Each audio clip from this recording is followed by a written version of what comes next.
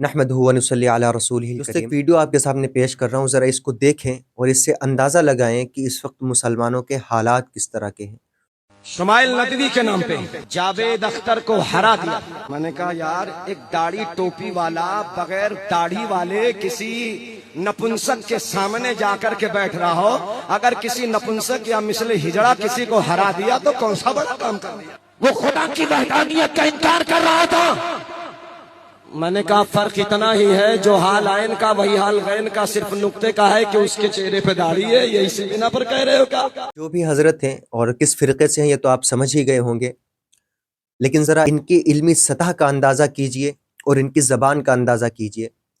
جاوید اختر صاحب، ان کے عقائد جو بھی ہوں وہ ایک الگ مسئلہ ہے، الگ بحث ہے، لیکن وہ بہرحال ایک انسان ہے، اور کسی انسان کی ذاتیات کے لیے اس طرح کے الفاظ استعمال کرنا، یہ شریعت کی کون سی کتاب میں لکھا ہے جس طرح انہوں نے الفاظ استعمال کیے ہیں جاوید صاحب؟ مفتی شمائل صاحب نے ان سے ڈیبیٹ کی ہے، اس وقت آپ نے مفتی شمائل صاحب کو دیکھا ہوگا کہ کس انداز سے انہوں نے ان سے گفتگو کی ہے، ہر چیز کا خیال رکھا، ان کی عزت کا اور ان کی عمر کا، ہر چیز کا لحاظ رکھتے ہوئے اپنی بات کو رکھا اور ان کی بات کو سنا۔ لیکن ذرا ان صاحب کا اندازہ کیجئے آپ کہ کس طرح کی زبان ہے، اور یہ اپنے آپ کو کہتے ہیں کہ ہم اللہ والے ہیں، ہم رسول اللہ والے ہیں۔ کیا ہمارے نبی صلی اللہ علیہ وسلم نے اسی چیز کی دعوت دی ہے اور اسی چیز کو دین بتایا ہے جس طرح کی آپ زبان استعمال کر رہے ہیں؟ آپ کو اس سے بحث نہیں ہے کہ کسی ایک عالم کی وجہ سے اللہ نے دین کو غلبہ عطا کیا، لیکن علماء دیوبند سے ان کا تعلق ہے، صرف اس وجہ سے آپ کو کڑواہٹ ہے؟ حسد، جلن اور کینہ میں، بغض میں اور عداوت میں آپ اتنی آگے نکل گئے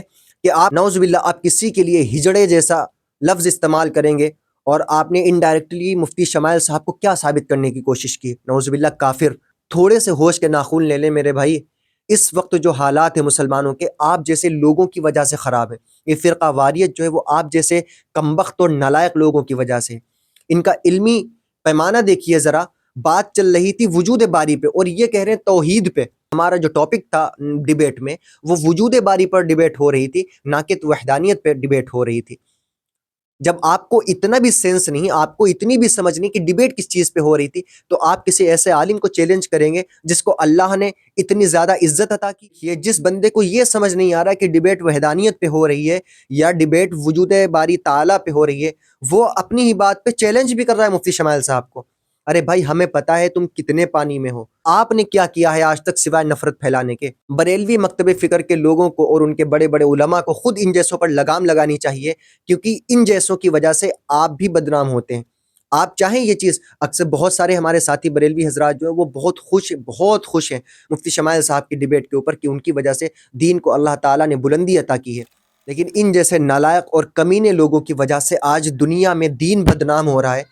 جس طرح یہ بول رہے ہیں، لوگ جب سنیں گے تو کیا کہیں گے؟ ان کے دلوں میں آپس کے لیے اتنا زہر گھلا ہوا ہے، تو پھر ہم کس دین کو فالو کریں گے؟ اگر کوئی اسلام میں آنا چاہے گا، ان کو دیکھے گا تو وہ کیا سوچے گا، کیا سمجھے گا، کیا دین کی طرف آئے گا؟ آپ بغض اور عناد میں یہاں تک پہنچ گئے کہ نعوذ باللہ پہ ایک عالم کو کافر کہہ رہے ہیں جس نے اس کفر کے عین مخالف ہو کر کے اللہ کے وجود کو ثابت کیا، اللہ کے وجود کے لیے لڑائی لڑی ہے۔